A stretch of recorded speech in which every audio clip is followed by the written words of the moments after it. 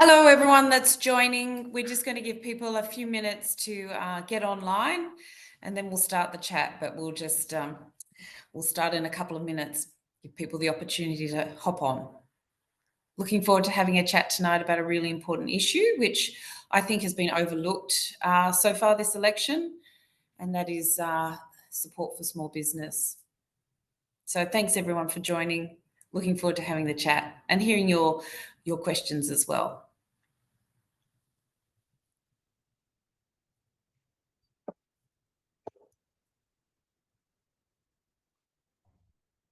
We're just giving it a little bit of time for people to hop on,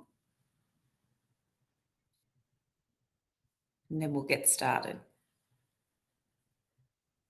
We'll be hearing from a few small business owners tonight, and as well, we're very lucky to have the CEO of the Council of Small Businesses Organisations Australia, COSBOA, to be our expert and to help answer questions, and I'm very happy to answer everyone's questions as well tonight.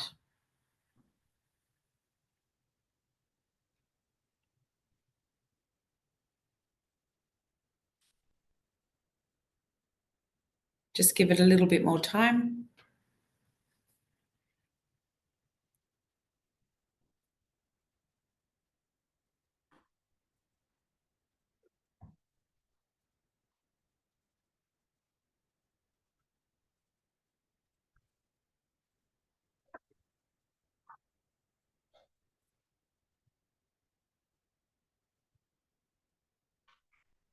All right, well, we might get started.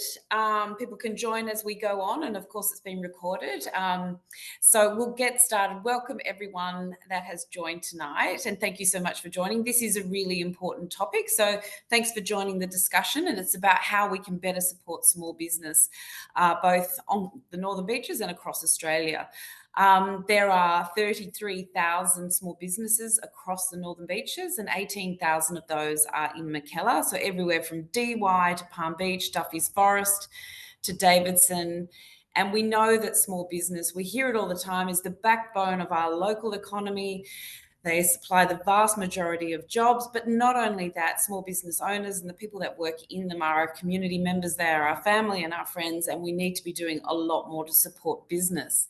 But we also hear, I've been door knocking business for the last couple of years now, and soon after I was elected in 22, we did an electorate-wide survey of business just to hear their thoughts and how they were going, particularly following COVID.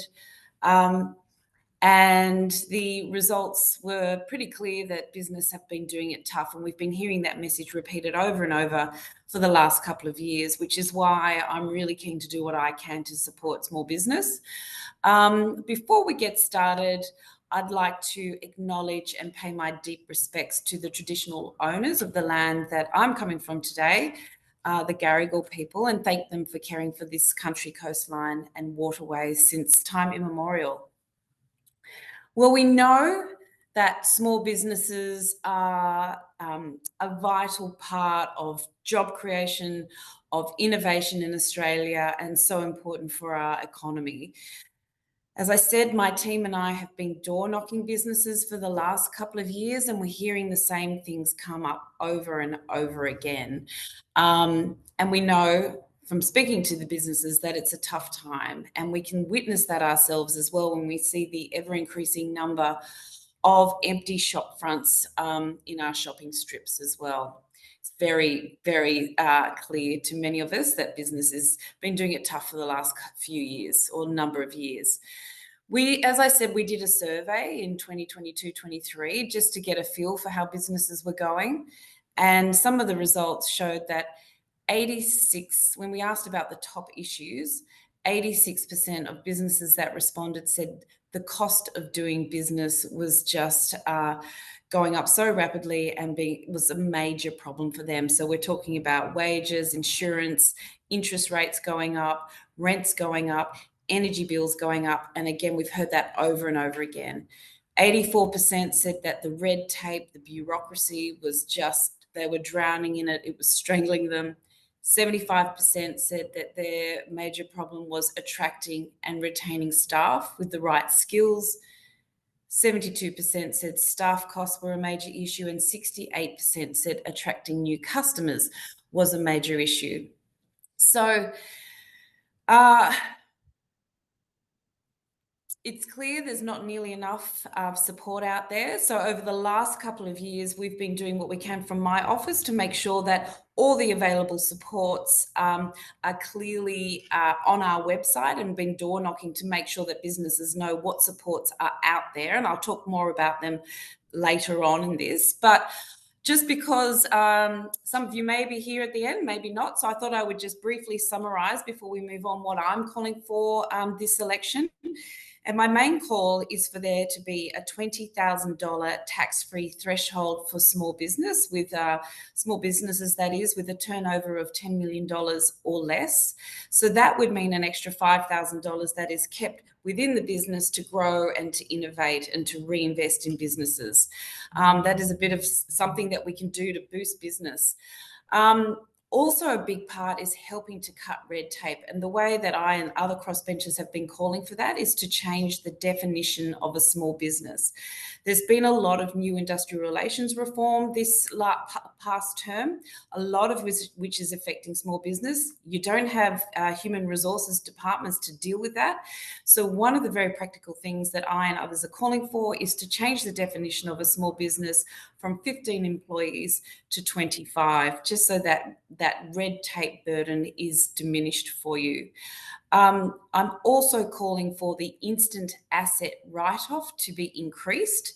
Zali Steggall put in an amendment to increase it to $50,000 and to make it permanent. I support that and have supported that. And then the other thing I've been hearing constantly is that the cost of energy, electricity, is just such a problem for so many different businesses. So as a practical solution for that, I've called for home batteries, residential batteries, batteries for businesses to be made, to have subsidies for those, just as there is subsidies for rooftop solar, to introduce subsidies for batteries. And what that would mean, we have 4 million houses and businesses with rooftop solar in this country. And only 200 or 300,000 have a battery. So subsidising batteries means we vastly increase the number of batteries, so that that cheap electricity that is generated during the middle of the day when the usage is lowest can be stored and then discharged back out to the grid in the evening peak. So not only does it reduce costs for the household or the business that own the battery, but brings down the cost of electricity for everyone. And that is something that is practical and can be implemented straight away. And actually, we've heard that the government has adopted that policy. So very happy to hear that. Well, we're all here tonight because we want to see small business thrive. As I said, we hear it all the time. They're the backbone of our local economies. They create the local jobs, and they're our local community members. So we want to be doing what we can to support small business. We're seeing too many empty shop fronts popping up all over the place. I was just out in the community today and was again shocked by the number of empty shop fronts that I saw. So before we move on, we've got a few guests who I would love to introduce. I'll introduce, first of all, Luc Orchestra, who's the CEO of COSBO, which is the Council of Small Business Organisations Australia. I don't know if we can see you, Luc. But Luc, oh good, hello. Luc has over a decade of experience in policy advocacy and government, having advised government ministers and appeared before state and federal parliamentary inquiries. He was previously the New South Wales Executive Director for the Property Council of Australia, and was also the inaugural chair of the New South Wales Expert Housing Advisory Panel. We're very fortunate to have Luc with us tonight to answer a lot of my questions and our questions. So what I'll be doing is having a chat with Luc, ask him some questions. Please text in your questions at the same time if you have relevant questions, but we will be opening to questions as well afterwards when we get closer to the end. I'd also like to now introduce our two guests, our small business owners, three guests. We have David Watto Watson from the Beach Without Sand. Um, Many of you may know that Beach Without Sand is an iconic surf shop here on the Northern Beaches in Avalon, and now also a second shop in Palm Beach. Watto opened the shop 42 years ago, and I'm very pleased to say that that's where I get so many of my birthday presents and Christmas presents for family and friends. And it was great when the kids were younger and we could get the vouchers for all those birthday parties. So we look forward to hearing from you, Watto. And before I move on and introduce you to get started, I'll just also introduce Maureen and Dion from Hang 10 Distillery. Hang 10 Distillery was launched in 2020. It is a boutique sustainable craft distillery located in Warriewood, right here on the Northern Beaches. It's known, there's a good story to it. It's known for its laid back coastal vibes. And the distillery, which has a special story to it, opened its cellar door in Barter Public in May 2024. They offer tastings, craft cocktails, and casual food and relaxed setting. So without further ado, I should say, I would love, Watto, let's hear from you a bit of your experience and the challenges that you're facing right now in the current economic environment that we find ourselves. Okay, yeah, thanks, Sophie. Yeah, I think at the moment, I mean, like we said before, we've had the shops 42 years, so we've seen a lot of ups and downs. I started them, the first one, when I was at uni, and we've had times when we've lost money, times when we've made money. And as you said before, I think this time that we're going through at the moment, the challenges really seem to be that our costs are just going upwards and sales are flat or negative sometimes. So as you can imagine, if you see that graph in front of you, it's not a very exciting graph because we're just heading in the wrong direction. As you pointed earlier, rent, electricity, insurance, they're big costs, and the power of compound interest can be your best friend or your worst enemy. And when your leases ratchet up 3%, if you're lucky, a year, what started off as a good rent, before you know it, becomes pretty challenging. And I think with the way the economy for the the cost of living, I think we've all felt those pressures. And that's meant that a lot of the time there's less discretionary income. And so I think we all feel it through our businesses. So, like I said, sales are tough and costs are going up. And some of them not by just the inflation rate, like insurances last year were more like 15% up, thousands of dollars more than the year before. So it's certainly a challenging environment out there for sure. It certainly sounds like it, and that's exactly the story that we're hearing over and over again when we go around and visit businesses. Thanks, Watto. And if you've got any questions for Luke as we go along, please feel free to either put them in the chat or chime in. Okay, will do. Thanks, Watto. Maureen and Dion, we'd love to hear from you about Hang 10 Distillery, and which has opened more recently, and some of the challenges you've faced as a new business. Yeah, thanks, Sophie. We're a small distillery in Warriewood. We started 5 years ago in 2020, but we only opened our doors to the public in May 24 last year. We make all types of spirits. We actually use leftover bread from a local bakery in Avalon to make those spirits. It's quite a unique story, and it's just something a little bit different. So we've had a lot of challenges in the last few years to open our doors to the public mainly. Starting a small business during this time is definitely not an easy task, and surviving is not an easy task either. Yeah. You want to So it actually took 2.5 years after we signed the lease to actually be able to open to the public through red tape, paperwork, certificates, just you name it. It was huge, a massive amount of stress. And it was full rent the entire time. So we'd already dug ourselves a nice hole to get out of before we even opened the doors. So we had a lot of difficulties with that. All the overheads and everything have definitely gone up since then as well. And yeah, so with all the overheads and the rent and insurance, like what I said, it's just getting harder and harder to make it sustainable.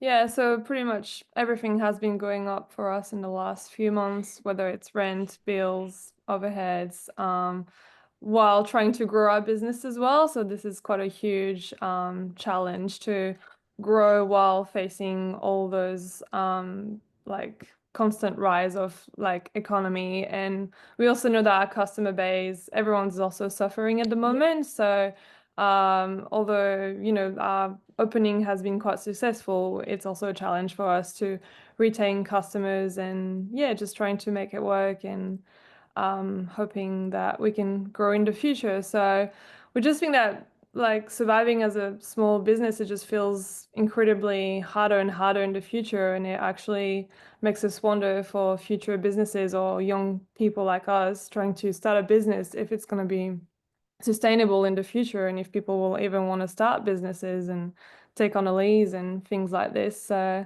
yeah, so there's a lot of challenges ahead for sure. Yeah. And some unique challenges that we have that may be different to others is we're also competing against the big brands who own the bottle shops. So they can basically dictate, they've got multiple brands, which they're all made by the one person. Just that's one little thing. And yeah, not only that is we have to deal with our family life. Everything's expensive at home as well and the business. So yeah, so the list can be long. yeah. 24/7, isn't it? That's the same as what Watto said, but it does sound like an incredibly challenging time. But it's a fantastic space. You can see it there in the background and beautifully decorated.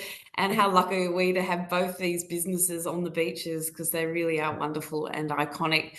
So it'd be good to thank you, everyone. And Dion and Maureen, also feel free to chime in with questions when you have them. This is just a pretty informative but informal chat. So it would be good to hear you as well if you have questions going along.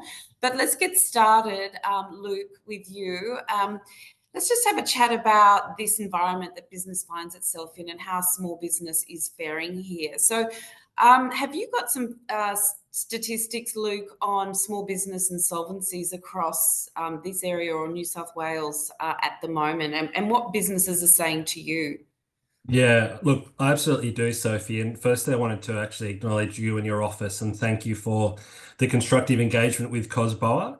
Probably just for the benefit of some who may not know COSBOA, Council of Small Business. So we're the designated peak body for small business in Australia, and we spend most of our time trying to engage with people like Sophie and other elected representatives in Canberra to make sure, insofar it's possible, the concerns of small business owners, whether they're in retail, hospitality, distilleries, surf shops, that those voices are taken to Canberra. So I wanted to acknowledge your office and yourself, Sophie, for being highly engaged with this topic, and also selfishly to thank you for introducing me. I now know about Hang Ten Distillery and Beach Without Sand. And even though I live on the wrong side of Roseville Bridge, we live in Roseville. We're not too far away, folks. So I might have to take you up on some further conversations over a nice gin or something, Maureen and Dion. All of your research that you talked about, people talking about the cost of doing business, the 84% people, Sophie, of your community saying red tape's an issue, that all accords very much with the national picture. So everything that's happening there on the beaches is really, you could say, a bit of a microcosm or a fair representation of what we're hearing, all the way across on the West Coast. And I think both David and Maureen and Dion all hit on this. It's this sense of small businesses are between a rock and a hard place. There's this rising cost base that they're having to deal with, but they're limited in how much they can actually pass those costs on. So, we talk to hospitality folk all the time who say, I can only charge so much for a schnitzel before someone's not going to come to the pub, or I can only charge so much for a cup of coffee before they simply stay at home. So there's that constraint about how much we can actually pass prices on.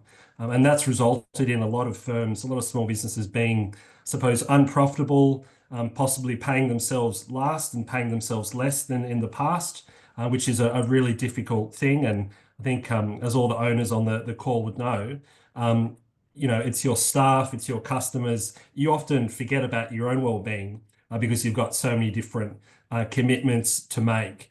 So that's one of the reasons we really are proud of who we represent, because we feel small businesses are not just a part of the economy, they're a part of the social fabric. You mentioned about insolvencies and statistics. 30,000 insolvencies in Australia in the last 3 years. So that's quite a damning figure. And behind every statistic is a family. I think that's what's really important to say as well. We often read about these statistics, but behind each number could be a family that's worked for, well, I mean, in Watto's case, what was it, 42 years? That's a life's legacy. And I hope that legacy continues for you, Watto. But there are people out there who have put that work in and unfortunately have either gone insolvent. And I think the other point too here, Sophie, too, is it's not just the insolvencies. We're seeing a lot of small businesses simply saying it's not worth it anymore.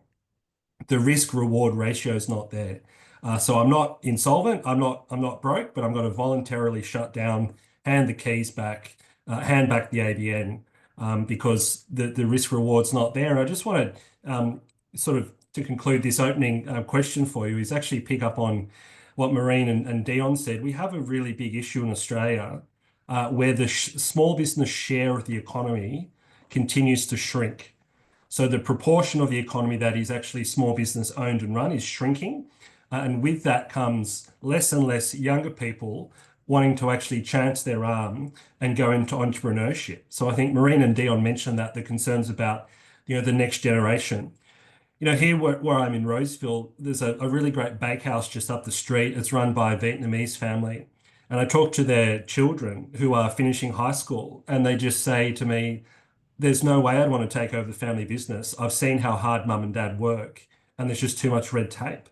So this is a real problem that we're facing at an economic level. We really need to get this sorted and make sure that risk reward ratio for people like Maureen and Dion and other entrepreneurs is there, and that all their hard work can go rewarded. So that's why I think forums like tonight are really important, and particularly shining a light on some of that competition policy that I think the folks there touched on as well. Like the fact is, small business owners can't simply go back to their shareholders and ask for a huge lifeline. They don't have big institutional shareholders necessarily. They don't necessarily have superannuation funds. Often they might have the house mortgaged, or they're relying on another debt facility. So the more we actually are trying to encourage policymakers to put themselves in the shoes of people like Watto, Maureen and Dion, and every time there's Parliament sitting, just thinking twice about, are small businesses going to benefit from this? Do they have the resources to understand it? Or is this just more and more paperwork? So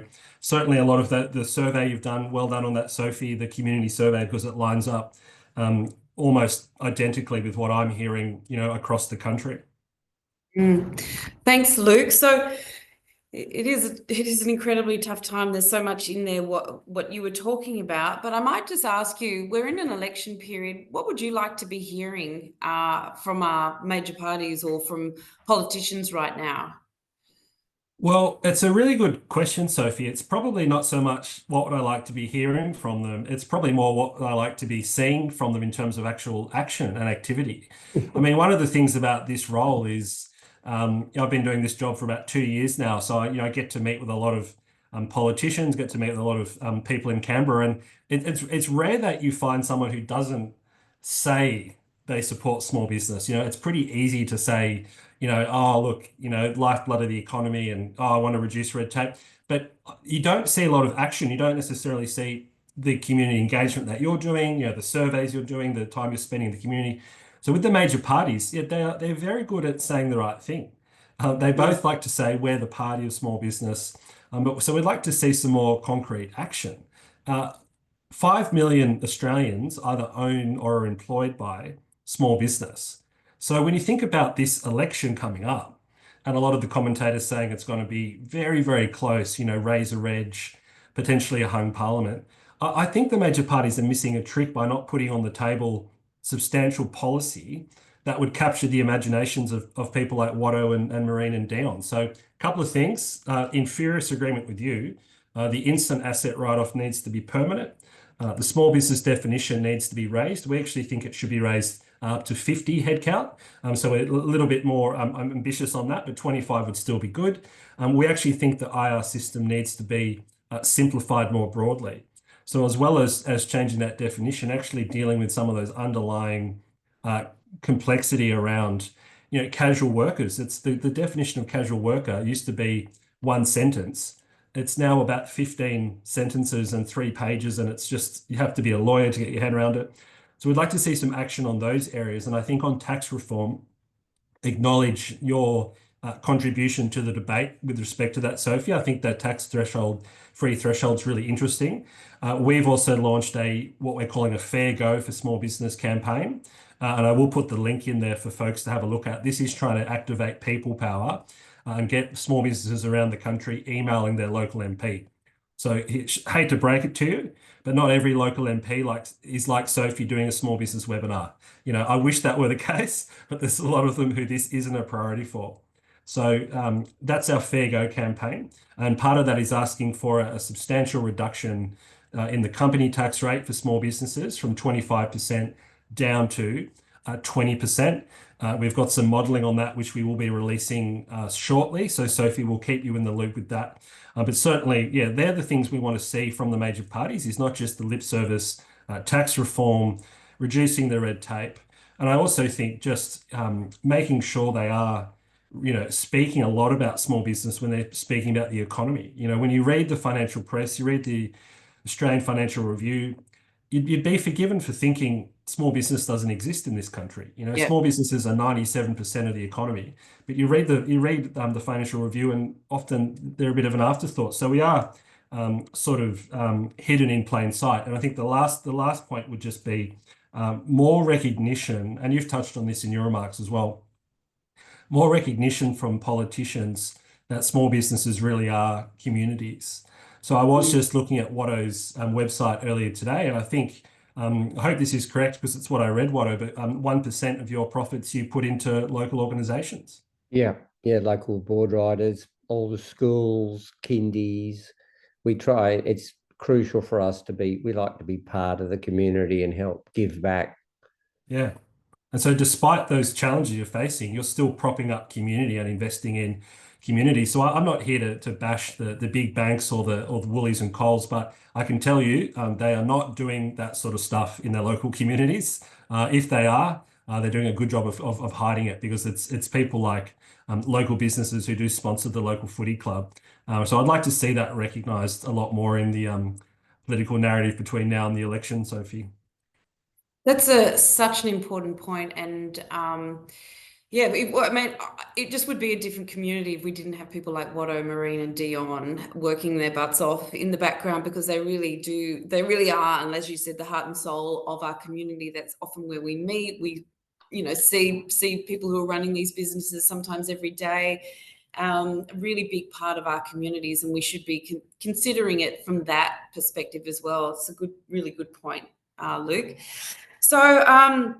So much in that as well. So I might just move on to one of the things that we've both touched on a little bit is the instant asset write-off, and the constant uncertainty that business face. This is sort of always brought in, whether it's going to be extended or not. It sort of comes in with the budget a few months before the end of the financial year.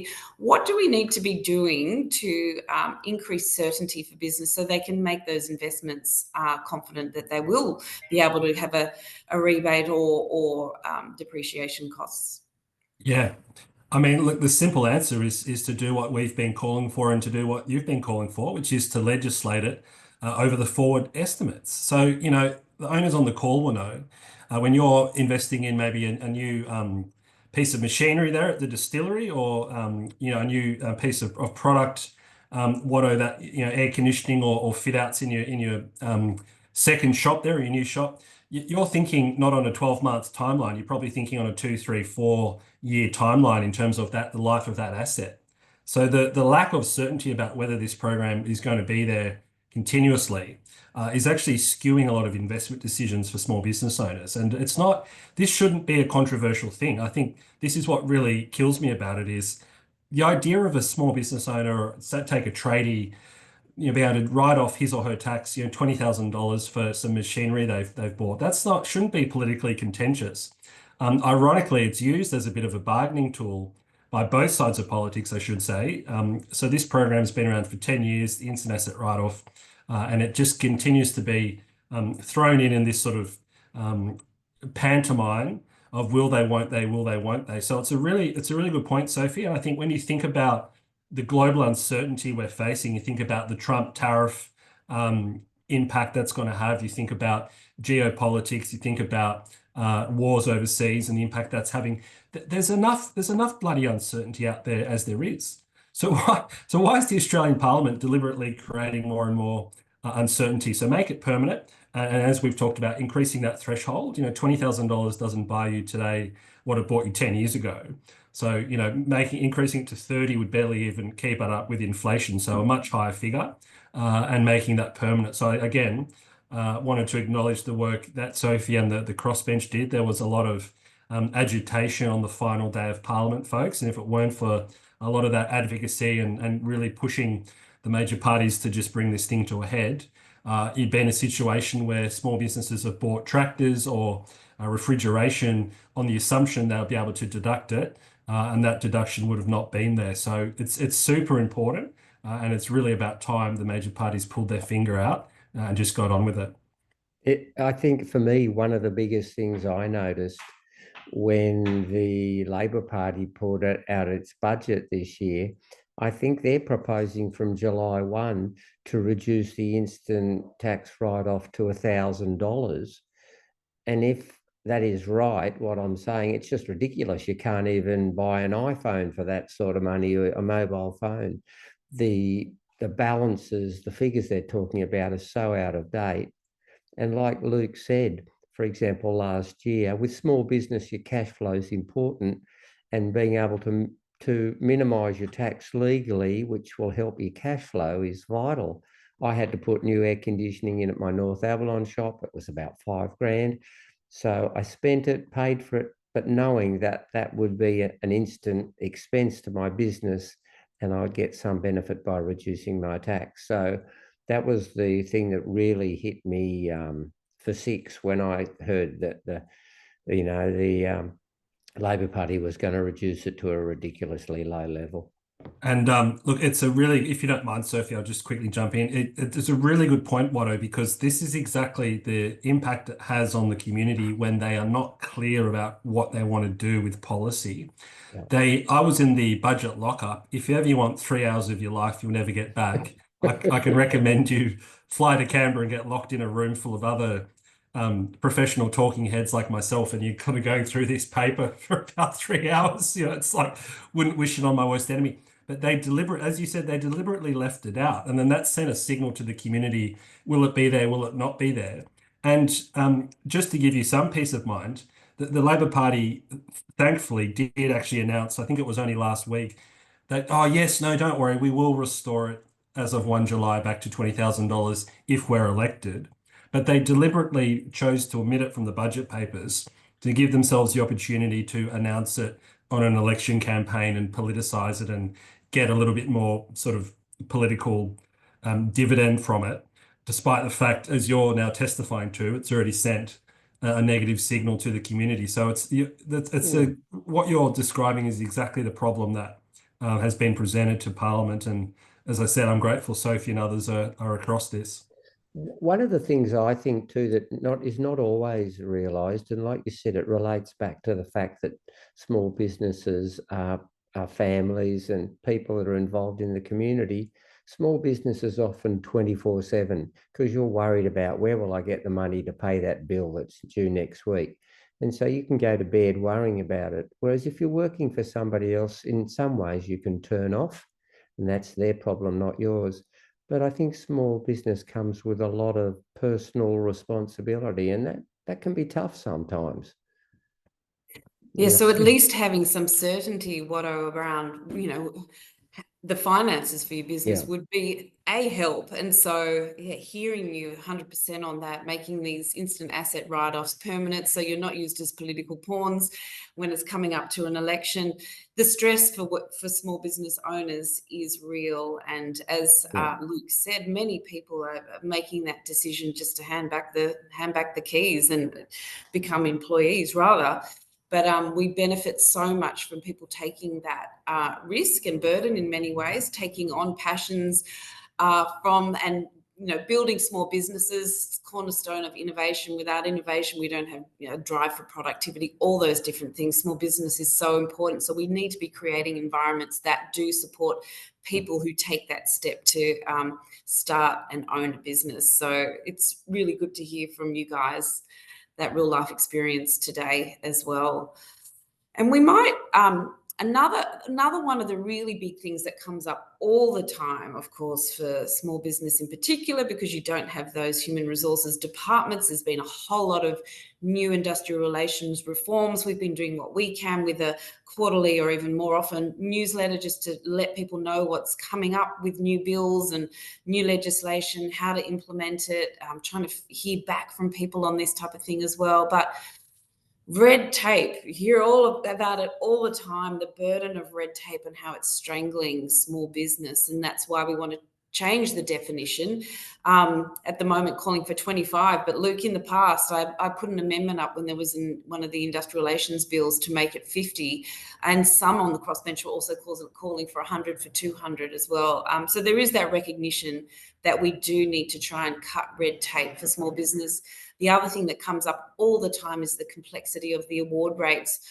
I wondered if you might have a comment on that, Luke, and also Watto and Maureen and Dion.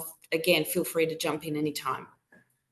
Yeah, look, it's a really good shout out. And I think what we need to realize with industrial relations is, small businesses want to reward their staff. Small businesses want to pay high rates, but they also want to see high productivity, and they also want to see simplicity. So you mentioned the award rates there. You look at the general retail industry award. I think there's about 996 different rates, depending on a range of factors: the age of the employee, what day of the week it is, probably the color of their eyes. For all I know, there's all of these different factors that have an impact, and we're seeking to modernize a lot of these awards. But I think the underlying message here to policymakers is really about the complexity piece, Sophie. And industrial relations is a little bit of an insiders club. Like, it's more and more legislation coming through. That's really good for the lawyers. It's really good for the law firms. It's really good for the human resource advisors. It keeps their billables really high. It's not that great for Watto. It's not that great for Maureen and Dion, because those billables, guess what? That's actually time away from your core operation, getting your head around what do I need to know. They've introduced so-called wage theft laws now, which is like if you underpay someone, they're going to throw the book at you. And thankfully, we managed to put in a bit of a safe harbour provision there to really protect small businesses, knowing that 99.9% of the time, underpayments are usually an accident, and to be honest, usually the result of the sheer complexity. It's a symptom of sheer complexity. Just leave you with why I feel the definition issue is a really kind of critical one. So Sophie's touched on that and why that's important. And obviously, if you can be recognised as a small business, you do get some exemptions from certain parts of the legislation, and you get more simplicity. So that's why that definition is important. But I just put this out there. I wonder how many people on the call realise that in Australia, you look at a Commonwealth level, then you look at all the states and territories, there's actually more than 100 different definitions of small business across different agencies. So like the Fair Work Act is one thing, but then you've got the Privacy Act, then you've got the ATO will define a small business, the ACCC will define a small business. Everyone's got their own definition. And that's before you even get into the states and territories. So to me, this is another one of those sort of totemic issues. If we can't, as a country, get a common definition of small business, what does that say about how we actually prioritise and recognise small business? The European Union, which is made up of 25 different member states, so 25 different countries, part of the European Union, they've agreed on one harmonised definition of small business across the continent.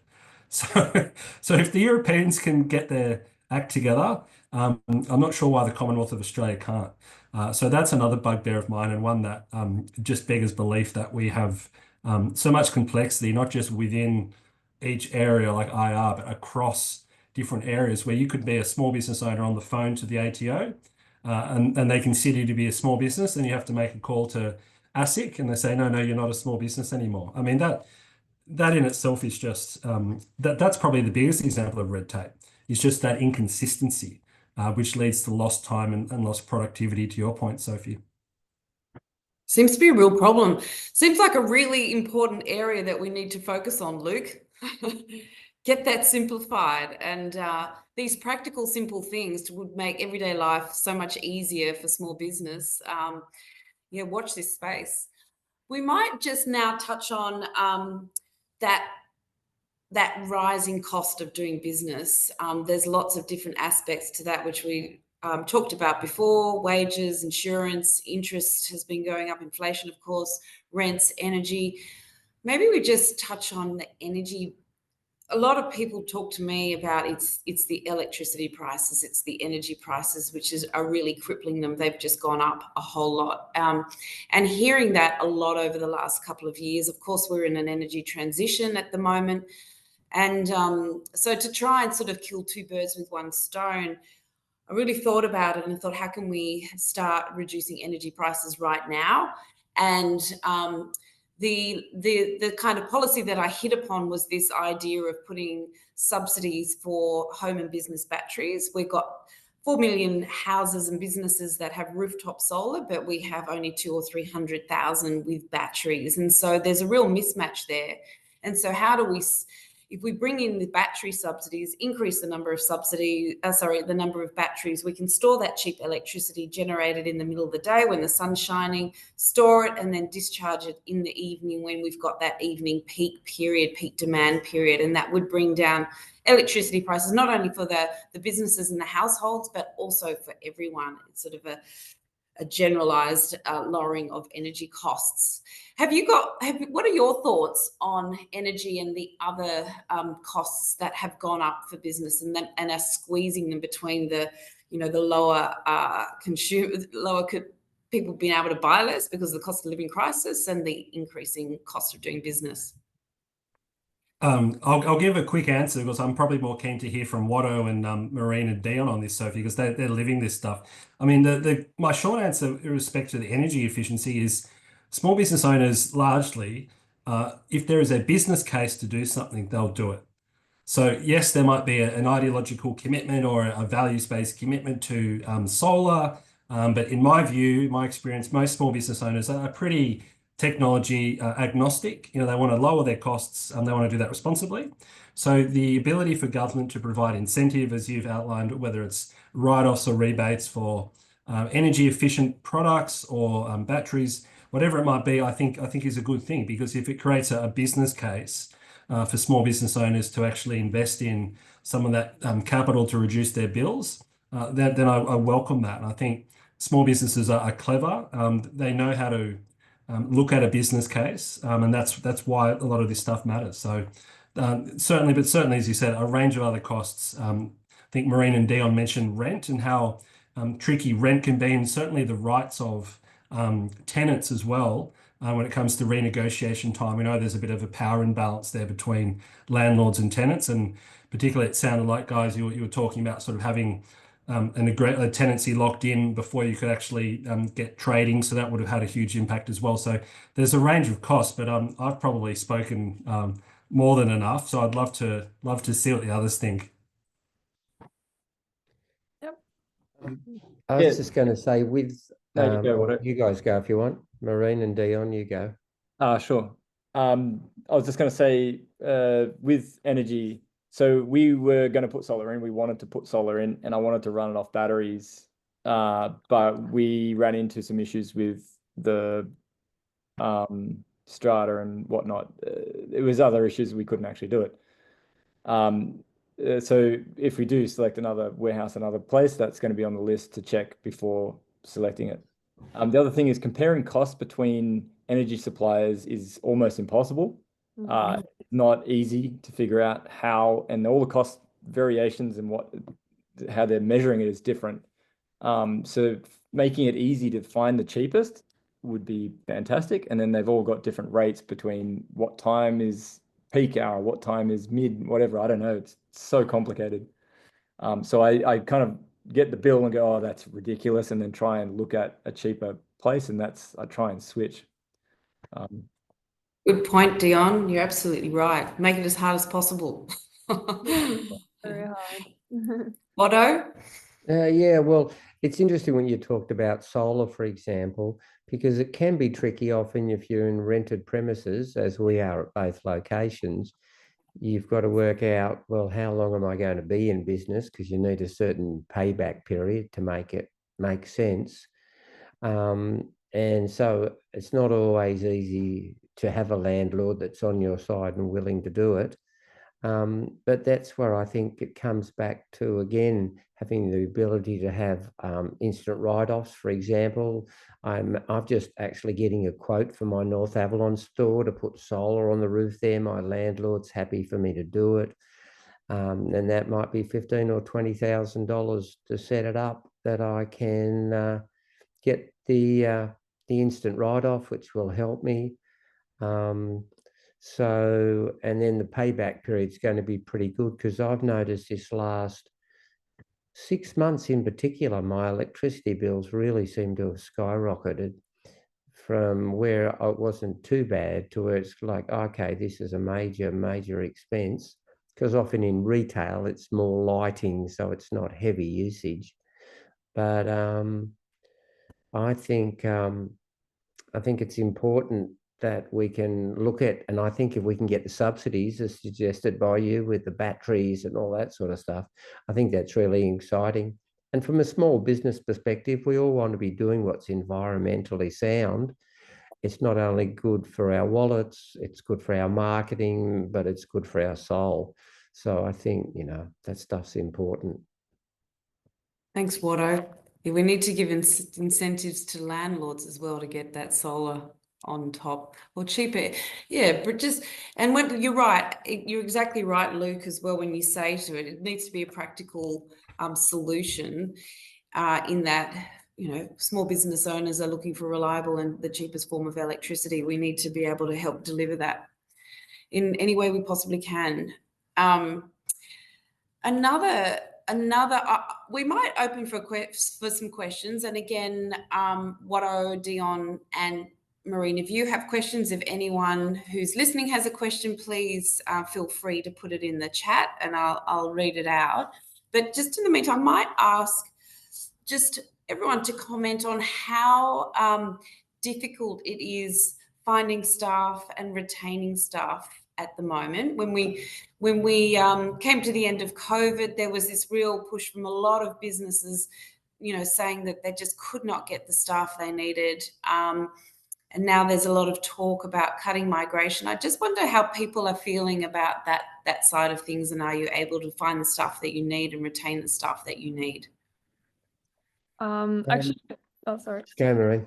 Yeah, we're actually going through this at the moment.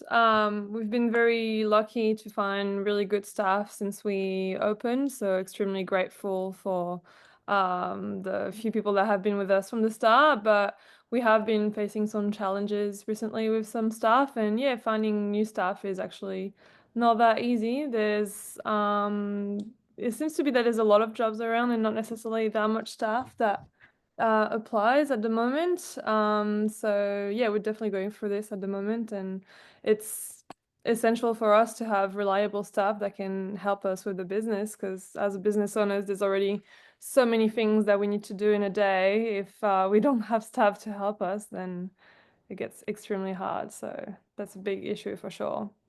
Can imagine. For us, it's probably one of the problems that we haven't really had an issue with. We don't have a large number of staff, about 10 in total, but we've managed to hold on to people. We try to be really flexible so that it's easy for them to work with them when they need time off and things like that. But compared to all the other issues, we've been pretty lucky with staff. So yeah, we haven't got any complaints in that arena at this stage. Good to hear. Thanks, Watto. Luke, what are you hearing? I think it's a mixture of what Watto said, but also Maureen and Dion. I think it's really just, Bruce Bilson, who's the Australian Small Business Ombudsman, he's got this great line, which is Australia's greatest natural resource is actually entrepreneurial men and women. So I think there's kind of two parts to it. There's finding staff, then there's also finding business partners, finding other entrepreneurs. Where's the next generation of Wattos coming from? Maureen and Dion talked about sort of being challenger brands and, competing with the bigger brands. And so it's kind of, how do we actually foster that, I'd say, within our workforce? So definitely access to labour, always a big issue. I think the politicisation of skilled migration and migration is pretty unfortunate. I think that's the way in which migrations, as a migration country, and the hints in my surname, it's my grandparents aren't from here. We came here from the Netherlands. That's a giveaway in the surname. So, let's not kind of turn our back on the skilled migrant story.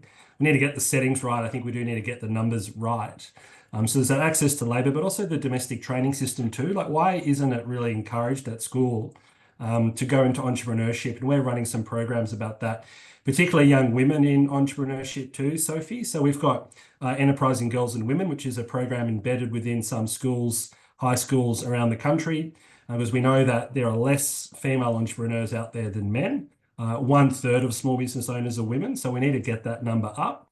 So yeah, it's access to skills and staff, but it's also how are we building that entrepreneurial mindset for young people, and giving them that awareness that, you know what, you don't have to go to university and do an arts degree. You don't have to go and get your commerce degree. You can become a tradie and start your own business, or you can learn another apprenticeship and start a business, or or whatever that might be. So yeah, that's probably my reflection on that is people are feeling more and more the easy thing to do is go and join the public service and get your 17% superannuation and work from anywhere and all of this stuff. It sounds pretty good, doesn't it? But we need to make sure that it remains attractive to put your money on the line and to build a really cool brand like we've seen from these folks tonight.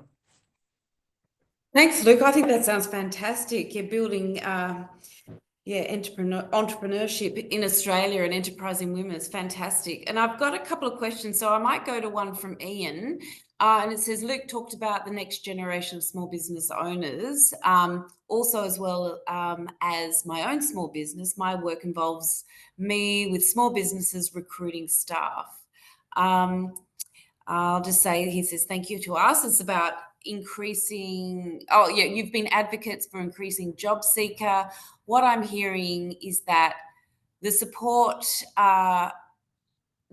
which still has people below the poverty line. So I've got the question. So I've got a question here. I'll just simplify it a bit. Thanks, Ian. I've got your question. It says, my question to the panel is this: do you support an increase to job seeker in the current election context and cost of living crisis that we are facing? So it's really about whether Luke and also my position, what our positions are on job seeker. Is it supporting people to actually find a job, or is it entrenching people into poverty? I know what I think. I think that it's very hard. At the moment, job seeker is $56 a day. A lot of people are having to skip meals, don't have the clothes that they need to go to interviews, all those types of things.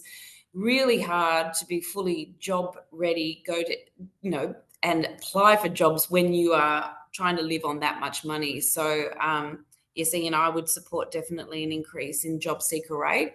Luke, interested to hear your position on that, or COSBOA's position on that as well. Yeah, look, in broad terms, we obviously support, a strong social safety net.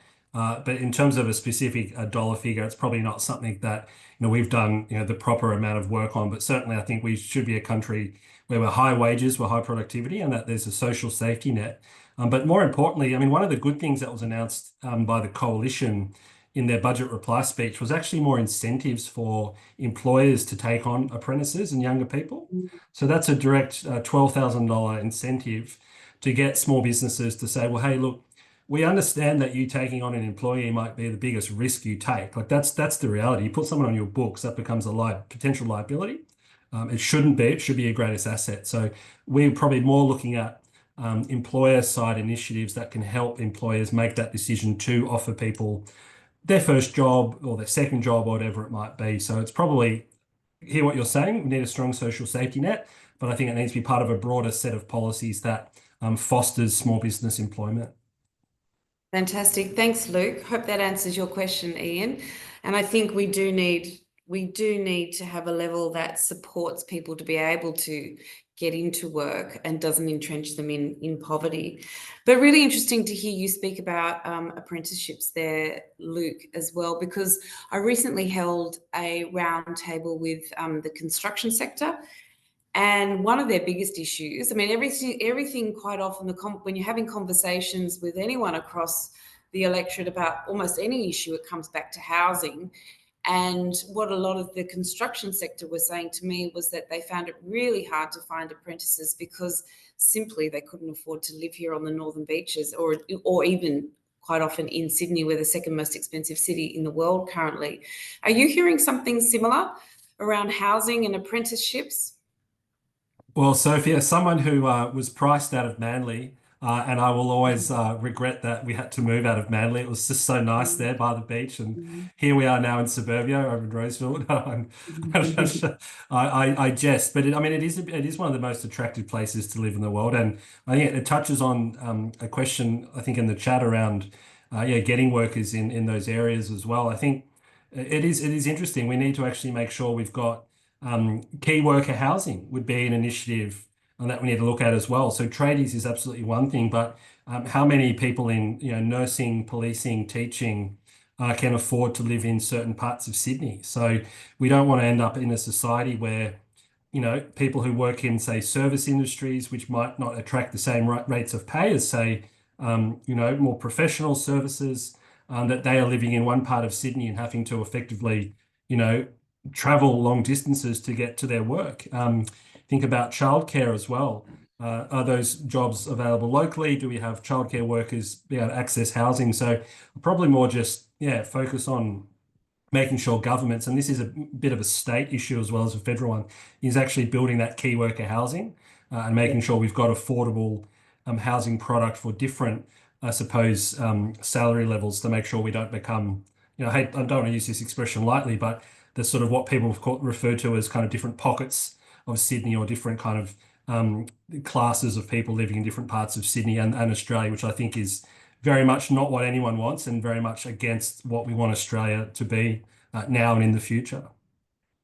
Exactly, and I hear it so much as well, that the teachers, the nurses, aged care workers, fireys are just finding it really difficult to live in an area like the Northern Beaches. So it's something that is incredibly important this election and going forward as well, is housing, and as you say, childcare is very expensive at the moment and often unavailable. So these are major issues as well.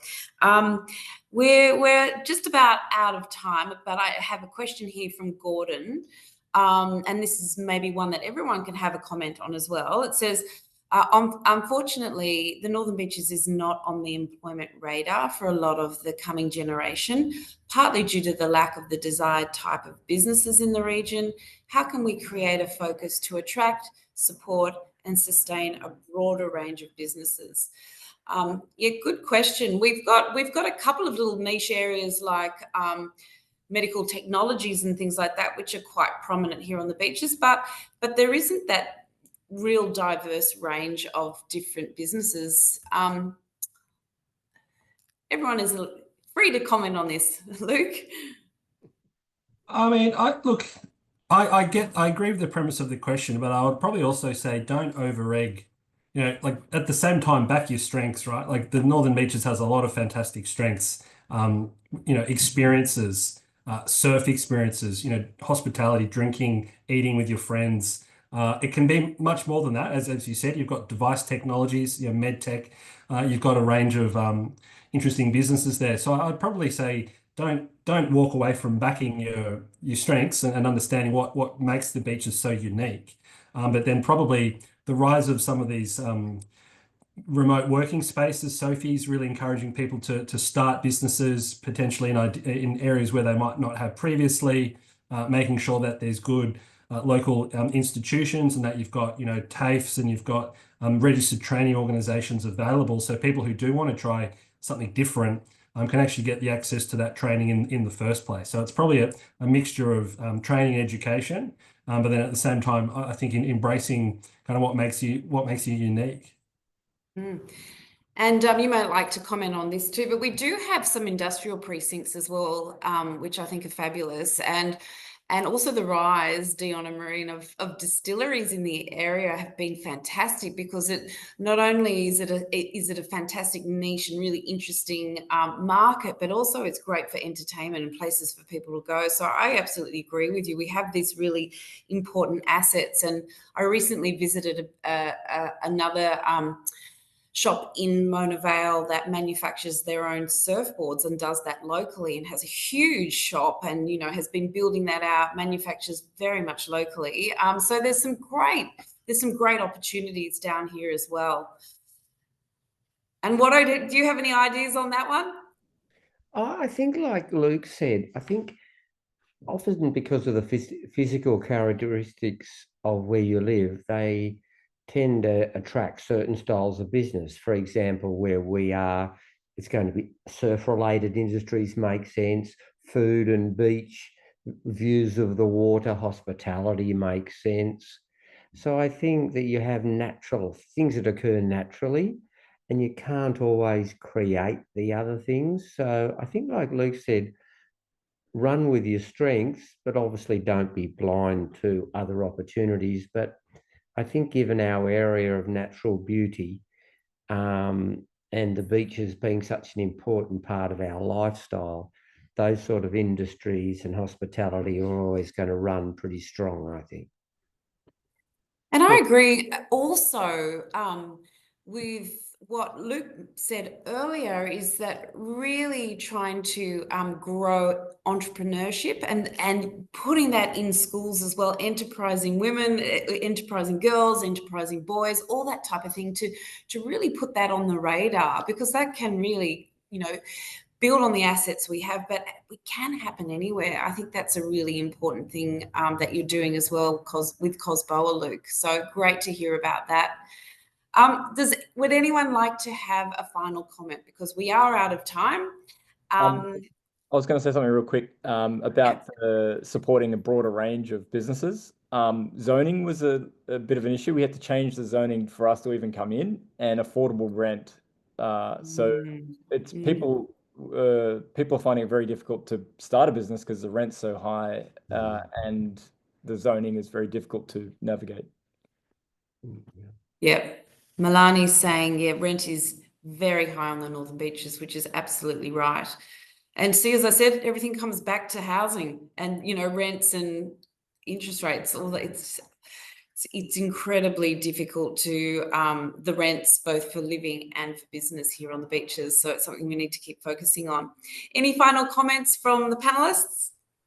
My final comment is just get ready for me to turn up, guys. I'll be there at Hang Ten Distillery and their Beach Without Sand. So just I'll give you a heads up, but I look forward to coming and hopefully meeting you guys at some point, because it's really encouraging, and I'm sure it's the same with Sophie. When you're in these roles and you can get buried in legislation, you can get buried in submissions, you can get buried in the politics of the day, but when you remind yourself who you're representing and why it matters, it's quite satisfying. So congratulations on what you're doing, and keep your chin up, and wish you all the best. Thank you. One of the things that I think from my perspective it's come out of tonight that I wasn't really aware of, and I think is probably pretty vital, is because of what flows from it, is the definition of small business. And I think that's really important, because when you compare it to the huge group conglomerates that we're up against, I think it's much more realistic, like you said, to have like 50 employees as a threshold. And we don't have HR departments that can handle wages and things like that. We're flat out running from A to B just to make everything happen. So I think if we can get more realistic definitions, and like Luke said, one that goes broadly through the whole of our society, that would be a really good thing. Thanks, Watto, and thanks, Dion and Marina, and particularly thanks, Luke, for your time as well. Thank you, everyone, for your time. It has been a fantastic discussion, and I will definitely go back and listen to this again. And just know, I just agree that small business is such an important part of our community, our society here, our local economy, our jobs, everything, but just also because you are our community members, our and so important to that I will keep fighting for you guys. I think it's really important to keep speaking up about this issue. I feel like there's just not enough attention on this issue, even in the lead up to this election, which I find bizarre, but I'll keep calling it out, and I know many on the crossbench are. And particularly that tax-free threshold for small business up to $20,000 as a bit of a boost for business, and making that instant asset write-off higher, 50 grand, but also permanent, and trying to cut that red tape. So we're always very keen to hear from people who are in business. We have that newsletter. Encourage people to subscribe, because we're always just letting you know of the different supports that are out there, but also equally as important, wanting to hear from people when there is new legislation coming in, or how you're dealing with adopting that new legislation. But thank you, everyone. Thank you so much for joining tonight. It's been a great discussion, and I look forward to continuing it. Thanks, everyone, for joining tonight. Thank you. See you Thanks, later. Watto. Thanks, Luke. Thanks, Dion and Pleasure. Maureen. Really Thank you. appreciate your time. Thank you. All Bye. good.